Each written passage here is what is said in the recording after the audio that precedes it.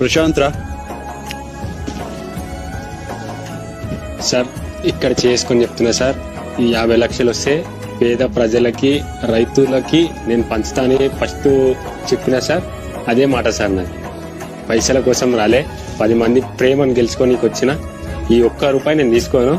ఎవరైతే కష్టాల్లో ఉన్నారో వాళ్ళకి నేను ఇస్తా సార్. ఇది సార్.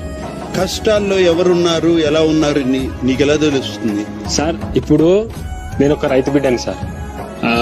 పంట చేతికి వస్తుందో రాదో, కానీ అప్పులు చేసి పంటను కాపాడుకున్నాక ఇట్లా దగ్గరకు వచ్చినాక ఇట్లా చెయ్యి జారిపోతుంది సార్. ఏం చేయలేక పురుగుల మందు తాగి చచ్చిపోతుంది సార్. అసలు కుటుంబాలకి నేను నిలవాలి, కోట్లాది మందికి నేను ఆదర్శం కావాలని ఇక్కడికి వచ్చిన సార్. ఇవి అసలు కుటుంబాలకు, రైతు కుటుంబాలకు నేను సపోర్ట్ గా నిలబడతా సార్. ఓకే.